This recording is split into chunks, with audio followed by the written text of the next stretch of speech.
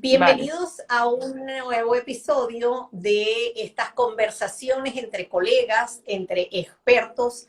En este caso hemos invitado de nuevo a la doctora Ana Graciela, Ana Graciela Angulo Meléndez, quien la han visto recientemente en un vídeo conversando sobre pitiriasis versicolor.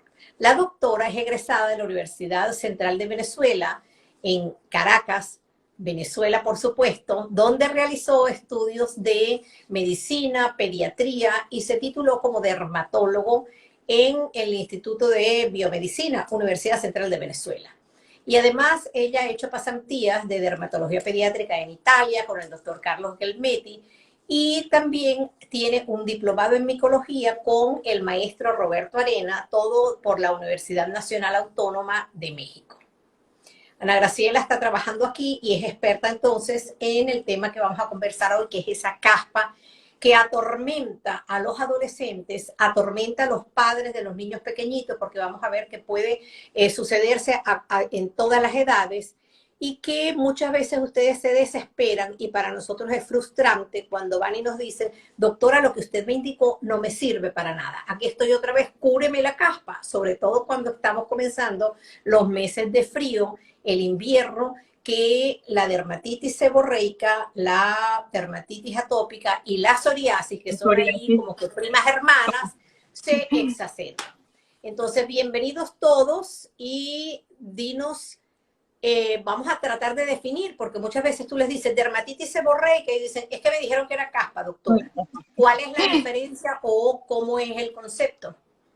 Fíjate, bueno, gracias por la invitación. Muchas veces vienen a consulta y tal como lo dijiste, ahora en época ya que comienza el frío, comenzamos a ver cada vez más casos y vienen diciendo, no, doctora, es que en la peluquería me dijeron que tenía caspa, pero después decían, no, pero es que yo no tengo eso porque yo me lavo el pelo todos los días, porque a veces piensan que tiene que ver con que se lo laven o no se lo laven. Entonces, lo primero que tenemos que decir es que la caspa es el nombre común que se le da a esta enfermedad de la piel, que es la dermatitis seborreica. ¿Y qué es esta dermatitis seborreica? Es una enfermedad inflamatoria de la piel y del cuero cabelludo, y eso es otra cosa importante que tenemos que saber, que no solamente lo vamos a ver en el cuero cabelludo en forma de caspa, sino también lo podemos ver en otras zonas, que es una enfermedad crónica. Es crónica, es multifactorial.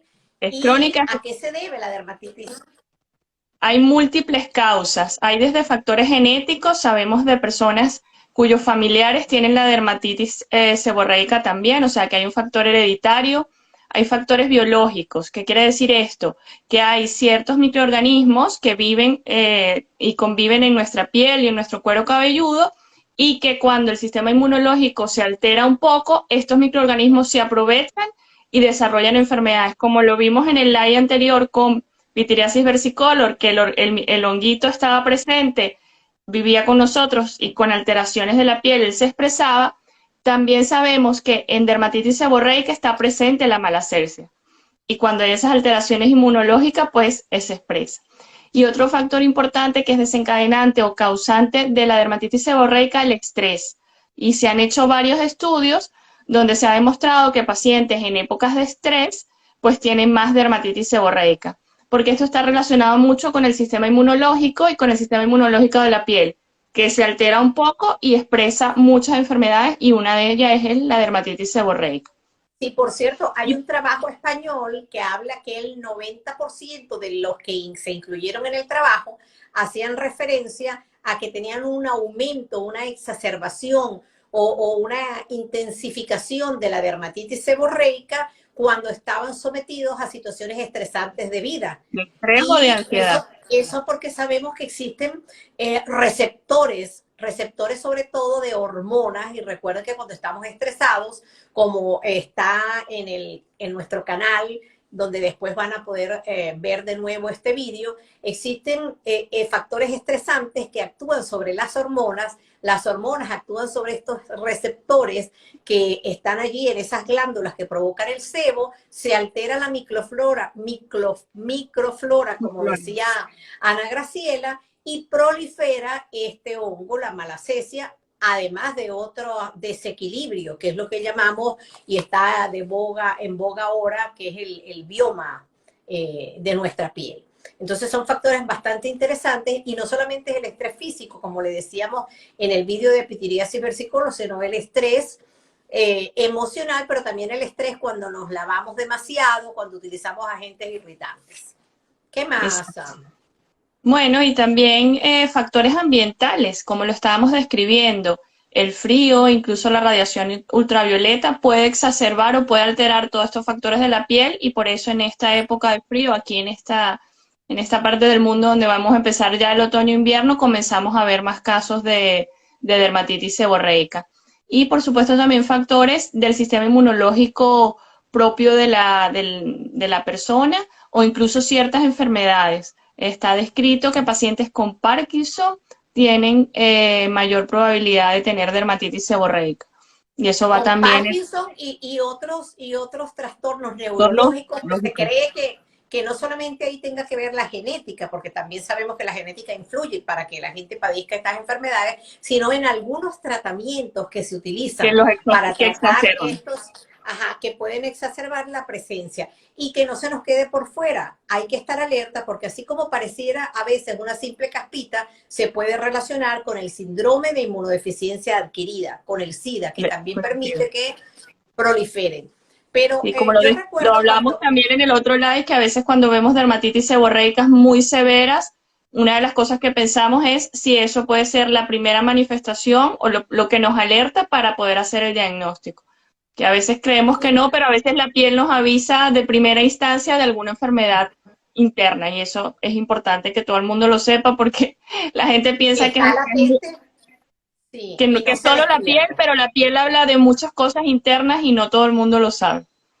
La piel expresa lo que llevamos dentro, no solamente de los órganos, el hígado, los riñones, sino de las emociones, sino también de la mente. Por eso la depresión, la ansiedad también se asocia con las exacerbaciones de la dermatitis seborreica, sin dejar a un lado la genética y que no se nos olvide mencionar la parte nutricional, que cada día se le da mayor importancia a la nutrición y la expresión. Es decir, que podemos cambiar lo que se llama epigenética. Puedes tener la carga genética, puedes tener los factores predisponentes, pero si tú te cuidas y controlas lo demás, no aparece. Yo recuerdo, Ana Graciela, cuando comenzamos a estudiar dermatología pediátrica en el posgrado por el doctor Luis Alfredo González Abelero, que uno de los primeros pacientes en el Miguel Pérez Carreño fue un niñito con una dermatitis seborreica, para que antes de que les demos el tratamiento y cómo conducirse ante una crisis, porque si hay crisis de caspa que se metía por nosotros, vas a estudiar dermatología,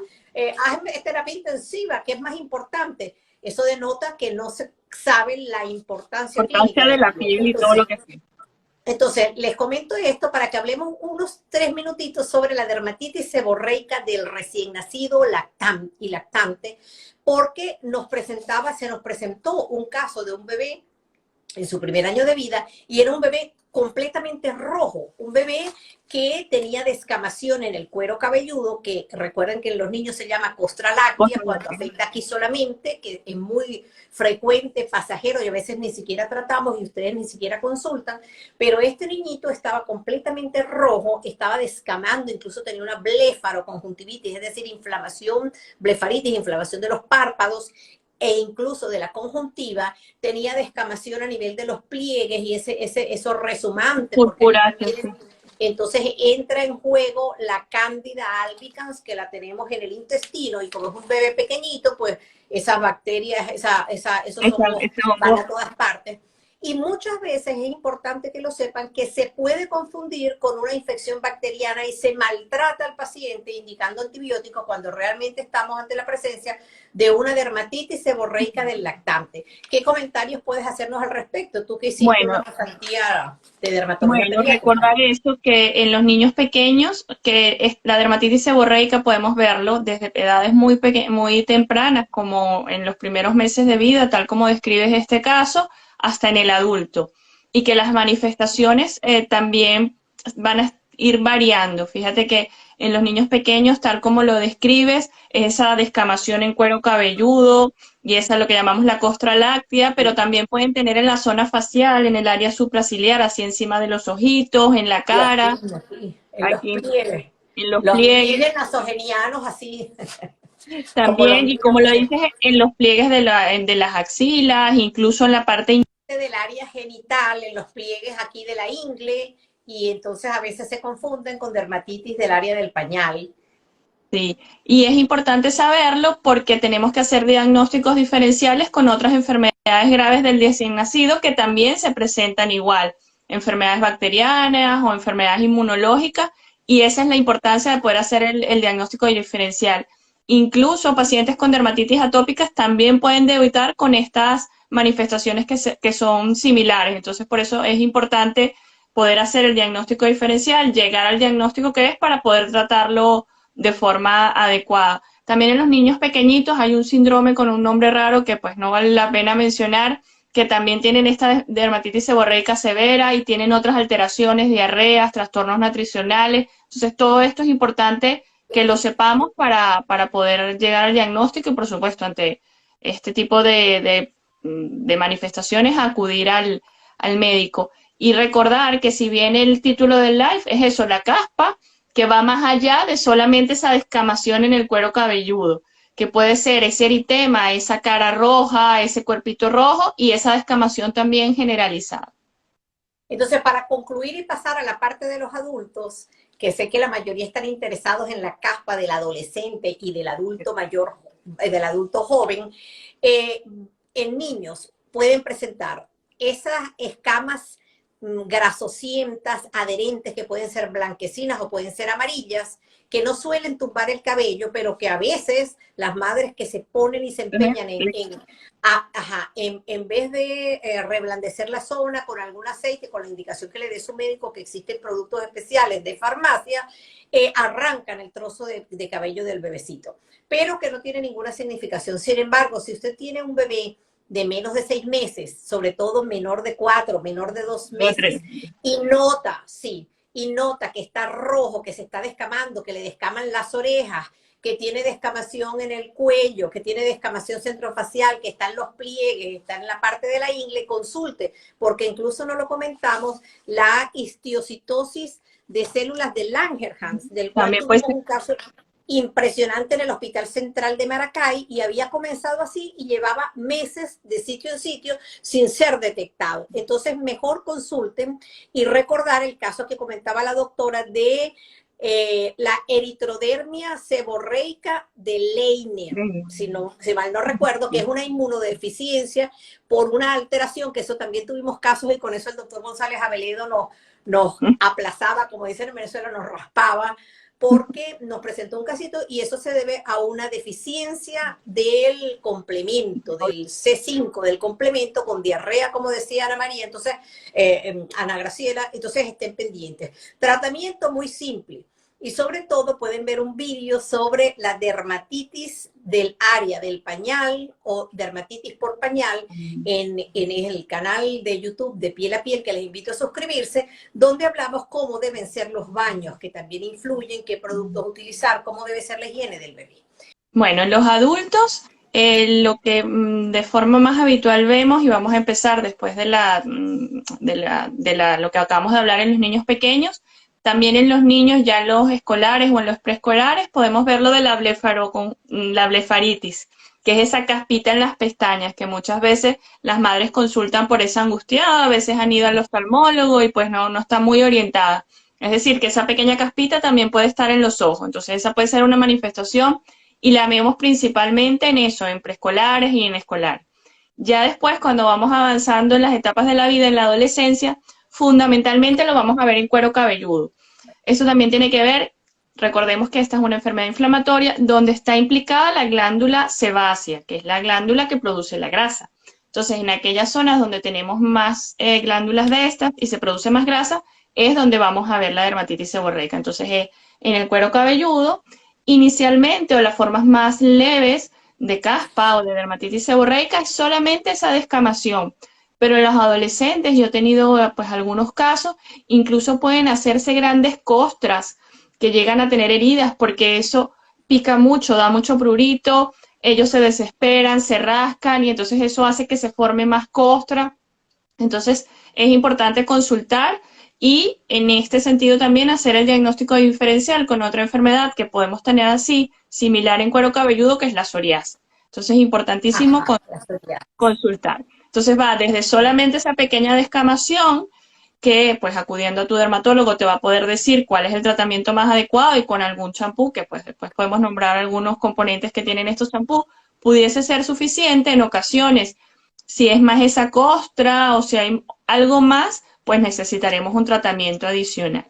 Y ya más llegando a la edad adulta, entonces vemos más frecuentemente la afectación que llamamos centrofacial, que es lo que llamamos esto la zona T de la cara, lo que hablaba Miriam, de la parte supraciliar, interciliar y aquí en los pliegues, que es la dermatitis seborreica típica del adulto, ¿vale? Que puede salir también aquí en el seno, es decir, entre ambas mamas, en la línea Sí, media del tronco, es decir, en aquellas zonas más seborreicas, donde haya más producción, porque igual que en el acné, recuerden, se aumenta la producción de la grasa por los factores que ya hemos nombrado al inicio, se cambia la calidad de la grasa que se puede convertir per se, por sí misma, en un factor irritante, lo cual altera el bioma, se provoca una disbiosis, los soldados buenos y los malos ya no están en equilibrio y entonces aumenta la población de este hongo, pero cuando la doctora Ana Graciela hablaba de la blefaritis, hay que recordar algo bien importante y nombrárselo a la madre para cuando consulte al oftalmólogo. Yo los derivo a todos al oftalmólogo pediatra. Yo, cada región con su especialidad, yo la derivo, porque mejor ven dos y a veces no vemos, ¿sí? Viéndolo 4 y 6 no nos damos cuenta de lo que realmente es, porque no podemos dejar de nombrar al Demodex folliculorum, Ana Graciela, que es un parásito horroroso, feísimo, búsquenlo en la web, Demodex, vamos a hacer uno sobre demodicidosis, que se aloja, vive también con nosotros, pero también aumenta porque le encanta la grasa.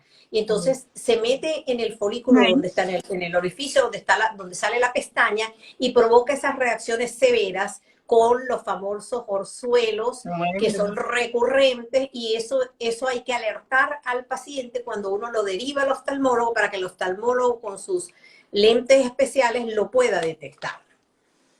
No sé si tú has tenido casos, pero yo he tenido muchísimos. Yo en la clínica, en la maternidad La Floresta en Maracay, donde todavía sigo pasando consultas online en el estado de Aragua, en Venezuela, junto con las chicas del laboratorio, les decía a la licenciada, mira, vamos a ver este sebo. Y ahí veíamos los animalitos cómo se movían y era fácil de tratar porque en aquella oportunidad utilizábamos la ivermectina vía oral, que para eso debe acudir a usted a su médico.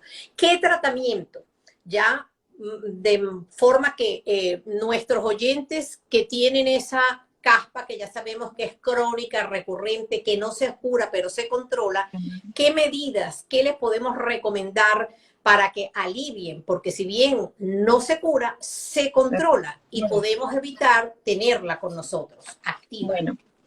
Cuando es esta caspa leve o es que solo esa pequeña descamación, muchas veces utilizando champús específicos podemos mejorar bastante o controlarlo bastante. Hay muchos en el mercado, hay muchas marcas comerciales, pero lo importante es que tengan ciertos componentes o ciertos componentes activos que es lo que ayuda. O el ketoconazol o el piretonato de zinc, que son componentes que ayudan a estabilizar esta microbiota que hablábamos, la misma malacerta que veíamos en Pityriasis versicolor, que lo vemos aquí también, el honguito, tenemos que como que estabilizarlo. Y el usar este tipo de champú, incluso yo muchas veces recomiendo que alternen, no siempre el mismo champú, que vayan alternando uno con otro. Entonces, para 1 o 2 veces a la semana, irlos alternando y eso irá haciendo que se mantenga. Eso va haciendo, se ha ido tu audio, pero yo continúo. Fíjate, yo les recomiendo a los pacientes, dependiendo de la caspa, y ustedes también cuando acuden con nosotros o se van al farmacéutico, descubren que existen champú para caspa seca, champú para caspa grasa. Va a depender porque tú puedes tener un cuero cabelludo o un cutis graso deshidratado o un cutis graso hidratado. Entonces, dependiendo de la condición, como nosotros, por eso es importante ir al médico, y hablando de caspa, dermatitis seborreica, un médico, y si es tricólogo, que es la especialidad dentro de la dermatología, que trata del cuero cabelludo, del pelo y demás, pues con mayor razón va a ser más fácil. Pero si no, un médico bien entrenado, un médico de familia también, eso no quiere decir que cualquiera no pueda tratar una caspa, pero tiene que tomar en cuenta varios factores. Los champús son, como decía ella, puede ser ketoconazol, piritionato de zinc, existen muchos otros, selenio, hay algunos que tienen ácido salicílico que nunca deben ser utilizados de rutina, ni tampoco en niños, hay otros que agregan los corticoides también en forma de champú, la queloamida es otro componente, y entonces es usted el que se va a ir dando cuenta de cuál Lo le que va necesita. claro, y lea bien, porque va de eso, caspa grasa, Caspa la seca. intensidad de la dermatitis seborreica. Entonces, ¿qué recomendación le das tú a tus pacientes de cómo alternar o cómo hacer? Bueno, continúo yo. Yo generalmente a los míos les digo, comiencen, y una cosa es el tratamiento inicial, que es el tratamiento agudo. Es decir, usted llegó hoy con su ataque de caspa. Sí, es verdad, son crisis de dermatitis seborreica. Sigue, que Sí, estaba yo bueno, conversando con... a eso iba, que cuando ya hay como la crisis o el brote en su momento, muchas veces necesitamos desinflamar, porque claro, a veces la gente dice, bueno, pero es grasa y ¿por qué lo tengo seco? ¿Por qué me descama? Es porque esa grasa pues hace una irritación y conlleva que sea que la piel y el cuero cabelludo se irrite, esté rojo, pique. Entonces ese es el ataque de caspa. En esos casos pues tenemos combinaciones de algún corticoide con ácido salicílico, que es un queratolítico, pero ese es medicamento y te lo tiene que indicar tu dermatólogo. Entonces, por eso es importante que el tratamiento inicial lo hagas de la mano del dermatólogo. Y ya Y después el sea seguimiento supervisado, no solamente inicial, que regrese al control, porque eso es para lo que saber. pasa también con el acné, no regresan, como ven que se desinflamó, igual pasa con la dermatitis atópica, igual pasa con el asma, ya no toso, ya me voy, y resulta que estamos con el fenómeno de iceberg o iceberg. Se quitó esto, ya no tengo caspita en los Pero hombros, está todo, ya me desentiendo. Pero el bloque inflamatorio de la dermatitis seborreica está aquí abajo. Usted quitó solamente esta parte que se ve, que es lo que es la inflamación. Entonces, debe seguir de la mano de su médico, acudir a los 15 días. ¿Y qué le recomendamos después que pasa el ataque agudo? sí, normalmente yo los mando a control porque necesito ver si lo que hicimos de primera mano sirvió o no, porque a veces no responden al tratamiento y hay que ajustar. Entonces yo siempre digo, cuando hacemos la visita sucesiva, miramos qué tal va y si necesitamos o no ajustar el tratamiento. Y luego quedamos con un tratamiento de mantenimiento, que eso siempre se los digo a los pacientes, que es estos champú que puede, como tú bien dices, que puede ser para caspa cuando está leve, cuando está más fuerte, y eso lo va a ir controlando el paciente. Va a ver que si vuelve a tener otra situación de estrés, en los adolescentes me pasa mucho cuando están en los exámenes o cuando están terminando el curso, que se estresan mucho, entonces hay como más ese brote.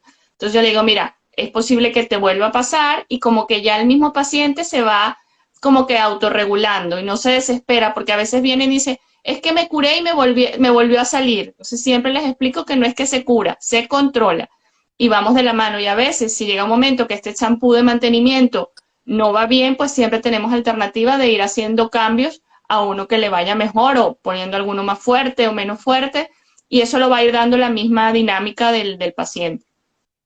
Pueden ir haciendo sus preguntas, que las vamos a ir respondiendo, pueden hacerlo a través del cajetín o directamente, pero yo quería comentar una anécdota. Tú sabes que a nosotros nos ha tocado hacer medicina de guerra en Venezuela, y yo he tenido la oportunidad de viajar por algunos países como Uganda, como la India, haciendo de médico misionero, y nos enfrentamos a no tener nada con qué tratar. Recientemente, hablando con una profesora magnífica, anatomopatólogo, especialista también, porque le encanta la dermatología y que siempre nos apoyaba, la doctora Laura Real de Piñero, me envió un casito para que les apoyara, les ayudara. Su esposo es cirujano oncólogo. Y utilizamos la miel sobre la También. base de trabajo de investigación publicados Resultado. con Como es muy buenos resultados. Mira, fue una cosa fantástica, que eso es otro live que les tenemos sobre la curación de las heridas. Pero en el caso de la dermatitis seborreica también hay trabajos publicados que cuando se tienen esas costras, que eso, pues hay que tenerlas para darse cuenta o hay que estar en el consultorio Mirarla. para recibir esos pacientes que son terribles, porque la inflamación hace que la piel responda y responde protegiéndose, engrosando el tejido, la capa Sí. superficial. Y Y entonces se ha al visto. alargar la cosa se viene el pelo y la gente se Yo angustia. no sé si tú tienes experiencia con miel, yo sí en curación de úlceras con muy buen efecto, No, con muy buena no tengo experiencia, repercusión. pero lo comencé a leer y de verdad que son interesantes porque acordémonos que muchos de los medicamentos que tenemos actualmente vienen de plantas y de cosas naturales. Y la Sí, miel tiene el própolis, que es un potente antiinflamatorio y que sí. ayuda mucho a la regulación del sistema inmunológico. Entonces, pues tiene toda Entonces, la base para hacer el tratamiento de la dermatitis seborreica. este trabajo con dermatitis seborreica era con miel a una temperatura un Sí, poquitito bien, sí. calentita para colocarla de forma tal que actuara provocando como una oclusión que también va a reblandecer la costra, va a ser como un efecto vaselina, que es un petrolato puro que no tiene ninguna otra función, ningún principio activo, pero que hace que la piel bajo se humedezca, porque es como si pusiéramos un plástico. Pero en el caso de la miel, tiene factores antibióticos que va a ayudar a mejorar esa proliferación o esa disbiosis que tenemos en la zona. Entonces, cuando tú nombras los productos naturales, yo quiero que me acompañen el próximo miércoles a las 11 de la noche. Tenemos programado, esperemos que se pueda dar, con la doctora Marta, un en vivo sobre Las plantas. tóxicos, esas plantas que matan o esos remedios de Caseros herbolaria, que no son buenos. remedios que compramos en la farmacia que en vez de curarnos nos pueden matar o pueden hacernos daño, para que nos acompañen. ¿Alguna pregunta? Hay varios conectados, nos mandan muchos corazoncitos, pero no veo ninguna pregunta y eso me extraña. ¿Algo más que comentarles?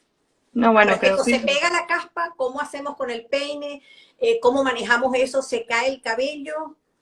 a ver, en general, de forma estricta no es contagiosa, pero tal como lo hablábamos en el live anterior, bueno, hace dos lives de Tiña Capiti, siempre es importante que los peines sean un producto de uso personal, no puedes estar compartiendo el peine, Como el pero cepillo de bien, como el dientes. cepillo de dientes.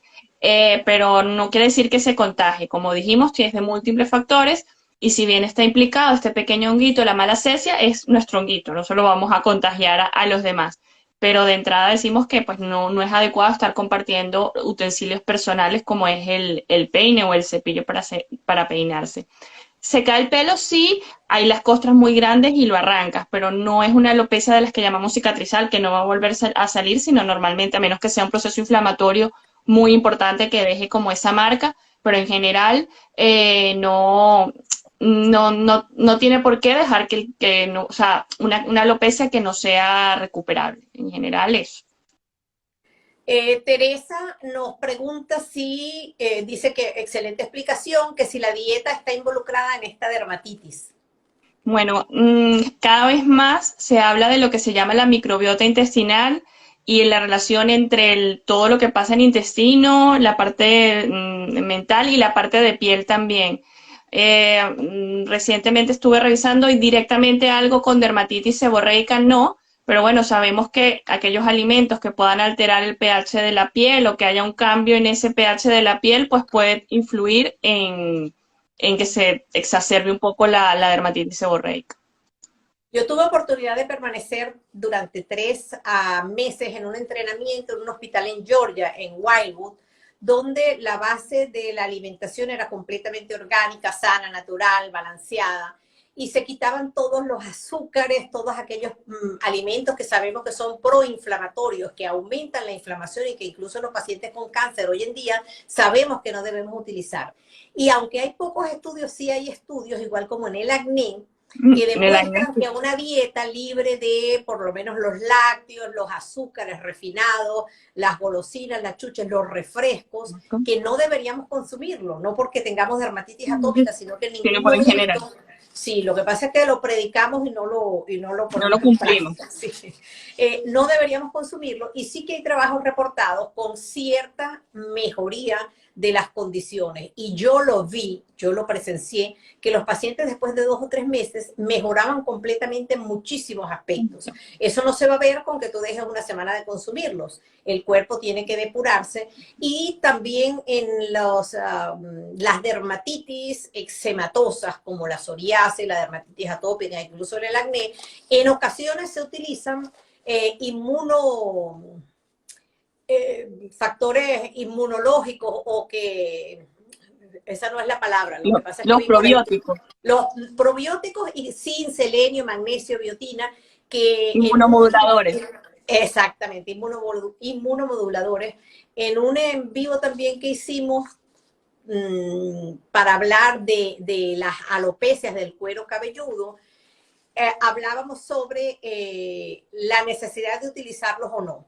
Hay muchos que dicen que no, sin embargo, yo los recomiendo porque hay trabajos que sí los avalan, no solamente para la mejoría de lo que estamos hablando explícitamente, sino porque muchas veces no lo ingerimos con nuestra alimentación y son potenciadores de la mejoría clínica en todos los aspectos. Voy a ir leyendo algunas preguntas. Dicen por aquí, Osorio Cariamni, si hay hongo en el cuero cabelludo, ¿qué recomienda?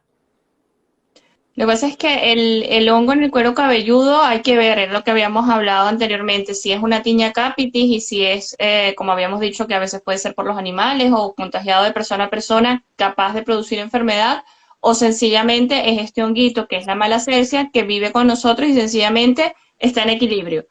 Y si hay cambios en la piel o en el sistema inmunológico de la piel y en el cuero cabelludo, pues se altera. Entonces habría que ver qué hongos, no es solo si hay hongos o no, sino qué hongos. Sí, puedes, Osorio Cariani, puedes ver el vídeo de tiña capitis, hongos del cuero cabelludo, porque si hay hongos en el cuero cabelludo, lo lógico o generalmente eso sucede en niños, en menores de 12 años, antes del despertar de la adolescencia y de que haya grasa en el cuero cabelludo, que es como un factor protector, y hay que tratarlo. Las tiñas del cuero cabelludo se tratan por vía oral y son preferiblemente no siempre deberían ser diagnosticados para saber qué hongo, porque todos los medicamentos que damos para los hongos no son iguales. Hay unos para un tipo de hongo, sobre todo porque el pollen canis lleva uno, y si es de los gatitos, si es de los perros, si es de la mascota, el conejo, el cobayo X, y si es de persona a persona, que son los antropofílicos,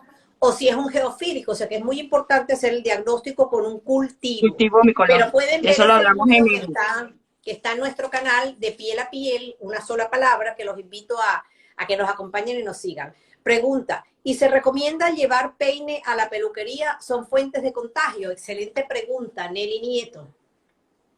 Bueno, sería lo ideal, lo que pasa es que no es fácil. Incluso, pues hemos visto recientemente, a propósito de lo que hablábamos de la tiña capitis, en muchas barberías, yo lo he visto aquí, pues, donde yo trabajo, que se van contagiando y te hacen la pregunta, esa maquinilla con la que afeitan, ¿cómo la desinfectan? Es que a veces no es fácil y son medios de contagio y se va contagiando y hemos visto, mira, que no nos dicen de qué peluquería o de dónde vienen, pero sabemos que se han ido contagiando unos a otros. Lo que pasa es que ahí no es fácil. estamos hablando de tiña del cuero cabelludo, hongos del cuero cabelludo, dermatofitosis. No estamos hablando de la dermatitis. No de la dermatitis seborreica. Entonces, sí es importante que usted, no que lleve pero sí que vea que tienen esas, son como unas cavas, como unas cabinas, que tienen una radiación, que son esterilizantes, que vean que las chicas tienen todo limpiecito, igual que cuando usted entra a un consultorio. Si usted ve que el consultorio es un desastre, pues salga huyendo de allí. Otras preguntitas, saludos, dice Loli Carreño, saludos, muchas gracias. ¿Recomiendan en el adulto mayor corte de cabello total? Pregunta Loli Carreño. Corte de cabello total es que el cortarse el cabello no va a hacer que tengas más o menos dermatitis seborreica, si es que estamos hablando respecto a lo de la dermatitis seborreica. Igual que lo mismo cuando preguntan, ¿me lavo el pelo todos los días? ¿Me lo lavo un día sí, un día no? Eso es algo muy personal y eso no va a influir. Hay personas que tienen el cuero cabelludo más con tendencia a grasa y tienen que lavárselo con más frecuencia, y aquellos que tienen el pelo seco con menos frecuencia. El cortarse o no el pelo al ras no va a mejorar o empeorar la dermatitis seborreica. A lo mejor si tienes mucha caspa o estás muy irritada, a lo mejor el cortártelo a ras ayuda a mejorar a hacer más fácil la cura de las costras, pero no es una indicación formal. Loli, la mejor recomendación es que escojas un médico dermatólogo especialista, un especialista en dermatitis seborreica, porque estoy segura que así, con una buena medicación y de la mano y con el seguimiento, ojo, seguimiento, tienes que ir de nuevo a la consulta, no es que se te quitó el enrojecimiento, te pasó la picazón, ya no tienes la nieve en la ropa y te vas a perder. No, si tú lo haces, te aseguro que te enseña y vas a mejorar tu dermatitis seborreica y te va a enseñar cómo controlarla y cómo actuar. Por aquí, Isa 0877, doctora Miriam. Fui su paciente en Cagua y Maracay. ¡Wow! ¡Qué emoción! Hospital José María Vargas de Cagua, donde tuve oportunidad de fundar un servicio de dermatología general infantil. Y en Maracay, diagnosticada con dermatitis atópica. Ahora presento dermatitis seborreica seca y me diagnosticaron psoriasis. Bueno, yo le voy a decir algo para darle la oportunidad a mi colega invitada, Ana Graciela. Como decíamos al inicio de este en vivo, esos son como primas hermanas. Y muchas veces es muy difícil que logremos hacer un diagnóstico preciso porque muchas veces se solapan, es decir, todas manejan inflamación, todas manejan alteraciones en algunas estructuras orgánicas que al final pueden terminar expresando, como he tenido también otros pacientes, que tú estás en que si es, si no es, que si la abuelita tenía psoriasis, que tiene que ir a pasar, que responden con el tratamiento cuando son pequeñitos, como tú que me estás preguntando, Isa, y que luego al final terminan debutando con una psoriasis. Pero que tengan las tres a la vez es muy difícil. Sí, realmente yo lo que es importante saber es que son diferentes enfermedades que van por vías inmunológicas diferentes, pero que sus manifestaciones se solapan. Y entonces por eso en ocasiones es importante ir al dermatólogo, a tu médico tratante, para que se vaya haciendo el diagnóstico. Y aún así, a veces el diagnóstico lo nos da, tal como dice Miriam, la evolución hacia dónde va, si va hacia más a psoriasis, si va más hacia dermatitis seborreica, pero eso nos los da la evolución, pero al mismo tiempo no, normalmente como que se expresa o se decanta más por algo más de psoriasis o más de dermatitis seborreica, pero al mismo tiempo no. Aunque si bien hay algunos autores que dicen que, por ejemplo, en adultos, cuando esas lesiones en la cara son más de psoriasis que de dermatitis seborreica, pero realmente el diagnóstico tienes que hacerlo de la mano del paciente y según su evolución. Y aquí recuerdo a mis profesores, maestros, el doctor Leopoldo Díaz Landaeta, dermatólogo pediatra y dermatopatólogo, donde él nos insistía, miren, no hay enfermedades, hay enfermos que van a expresar una condición. De allí que el tratamiento tú puedes hacer y orientar, por supuesto, con los antecedentes, la genética, la evolución que ha presentado, como esta historia que nos cuenta Isa, cómo ha ido evolucionando en el tiempo, qué antecedentes familiares tiene, cómo es el mundo que lo rodea, la vida de la persona y las manifestaciones, porque entonces vamos a ir actuando. Está rojo e inflamado, tratamos la inflamación. Tiene descamación, irritación, tratamos eso. O sea, el tratamiento va a ir dirigido a los síntomas que presenta el paciente, llámese psoriasis, dermatitis atópica o no. Ahora, si es verdad que hay biológicos y otros medicamentos de última generación que en determinados casos se pueden y se deben utilizar. Ojo, porque todos tienen efectos secundarios. Por aquí tenemos otras preguntas. Nuri Villarruz, mi hija siempre ha tenido mal olor en el cuero cabelludo, no tiene caspa ni costra, ahora casi no tiene cabello, es medio albina, eso puede ser, nada le ha ayudado a mejorar, ¿qué podría hacer? Gracias. Bueno, en ese caso tiene que consultar y que sea evaluada, porque hay que ver si en verdad es una alopecia o si qué es lo que está presentando como tal, porque con la descripción a veces es difícil poder hacer un diagnóstico. Tiene que consultar al dermatólogo o al dermatólogo pediatra y que le oriente. Fíjate, hay enfermedades genéticamente determinadas, es decir, que tú naces con los genes para expresar esa enfermedad y que de pequeñito no la manifiestan, sino a medida que van evolucionando en edad.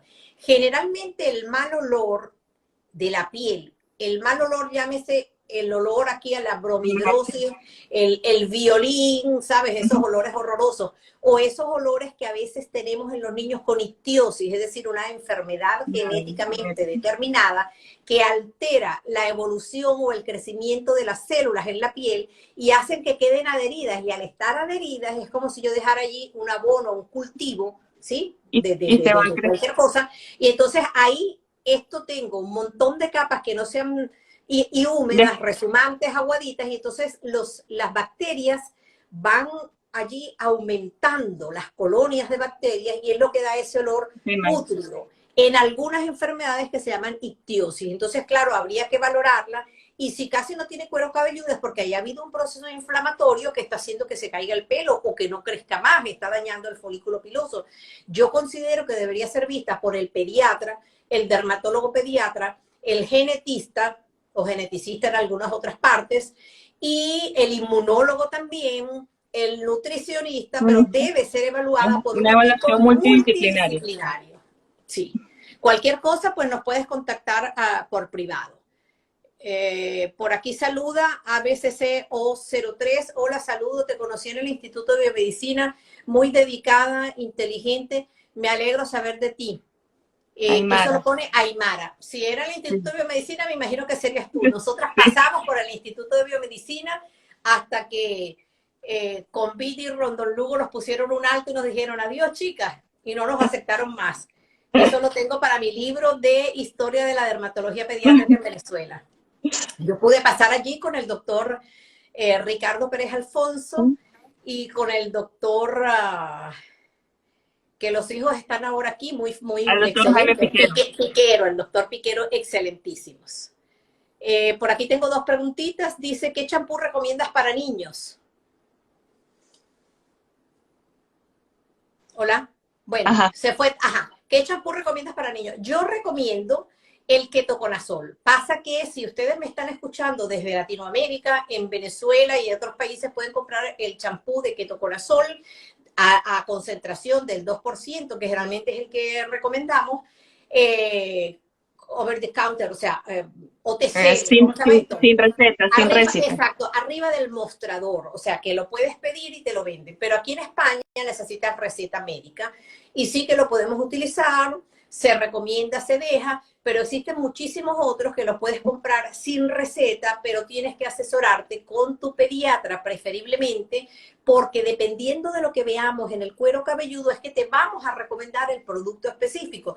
Y a veces, aún haciendo eso, no resulta. Entonces hay que ir probando. Y hay que ir rotando. Que vayas de la mano con tu médico. Sí. ¿Alguna recomendación de último minuto o alguna otra pregunta que me quieran hacer? Yo creo que ya podemos ir cerrando, ¿no? Miren, las conclusiones y... Vale. Entonces, ¿cuáles serían tus conclusiones?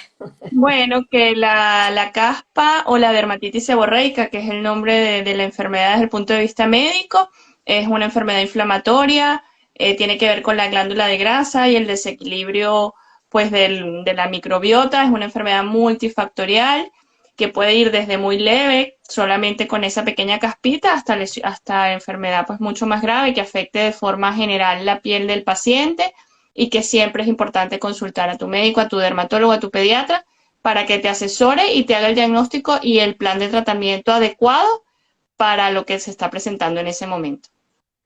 Se nos pasó comentarles que los niños que tienen esa dermatitis seborreica que afecta el tronco, puede afectar incluso los glúteos. Nosotros tuvimos muchísimos casos en el Pérez Carreño y en el Hospital José Manuel de los Ríos, Hospital de Niños de Caracas, con dermatitis seborreica severa en lactantes y teníamos que hacer diagnóstico diferencial. Luego que pasa lo rojo, la erupción, la descamación, como pasa con los niños con dermatitis atópica, que si bien uno puede hacer el diagnóstico solamente con verlo, en la mayoría de los casos, queda una zona blanca, hipopigmentada. Y a veces las madres no consultan, fíjate, cuando están en el brote del eczema, consultan es cuando ven aquella mancha blanca, sobre todo en los fototipos de piel altos 4, 5 y 6, es decir, pieles morenas, marrones, negras, porque quedan aquellas parches blancos, así difusos, y se asustan pensando que sea un vitíligo, ¿vale? Entonces, es importante saber que pueden, en la fase Como postinflamatoria, esa mancha blanca vale. posterior a la Bueno, inflamación. sí, pues la recomendación de siempre, consulte con su médico general, con su médico familiar, con su dermatólogo, con el dermatólogo pediatra, pero consulte. Y si no quedó convencido, acuda y pida una segunda opinión. Muchas veces, en mi caso, yo veo que el paciente como que duda, porque no tiene por qué confiar ciegamente en mí si sabe que toca en el consultorio de la puerta del lado y le dan otra opinión. Entonces, ¿en quién va a creer usted? ¿A quién le cree? ¿A qué bruja le cree? Le digo yo a los pacientes. Entonces, usted vaya de la mano de su médico de confianza, vaya uno, vaya otro, y decida cómo tratarse, porque sí que va a conseguir diferentes opiniones. Dice Osorio Cariamni, mi niña le diagnosticaron dermatitis atópica, la dermatólogo pediatra le mandó ketoconazol, pero después le empecé a aplicar champú de niño y gracias a Dios no le ha salido más la caspa de la dermatitis atópica. La dermatitis atópica no se trata con champú para hongos, ojo. Dermatitis atópica, tienen un vídeo también en mi canal de Piel a Piel que los invito de nuevo a que se suscriban, le den like, lo recomienden, nos harían muy felices. La dermatitis atópica es un proceso inflamatorio crónico genéticamente determinado que tiene unas características específicas y que no se trata con antimicóticos, con ketoconazol ni ningún producto para los hongos. ¿De acuerdo? O sea que te sugiero que cambies o pidas una segunda opinión. Mi niña es pelirroja, dice Osorio Cariagni. Pues con más razón debes acudir, no porque los pelirrojos tengan más susceptibilidad a tener alteraciones genéticas, pero sí, si te lo vieron todos, debes tener un diagnóstico, porque es muy difícil que a un equipo multidisciplinario no demos, aunque sea un diagnóstico presuntivo de lo que estamos viendo, es decir, un diagnóstico basado en lo que está expresando la piel, aunque no tengamos nombre de la enfermedad. Ahora sí creo que podemos despedirnos con un gran abrazo. Un abrazo en la distancia. distancia. Que Dios les bendiga. Recuerden seguirnos en el canal de Piel a Piel y esperen que mañana a las 11 de la noche tengo conexión con el doctor Guillermo Stearns desde Caracas, Venezuela, para hablar de cólicos y llantos en el recién nacido, que también es algo que nos atormenta a los que hemos tenido oportunidad de vivir en una casa donde hay un niño menor de 1 año, que se pierden 700 horas de sueño por persona durante ese primer año aproximadamente. Vale, bueno, un abrazo, gracias por la invitación. Estamos pendientes para seguir conversando con nuestros pacientes. Seguro, un besito, te quiero. Saludos igual. Saludos a mi niña. Saludos, Hender Figueroa, mi querido amigo de la Sociedad Venezolana de Puericultura y de Pediatría de Venezuela. Adiós. Adiós.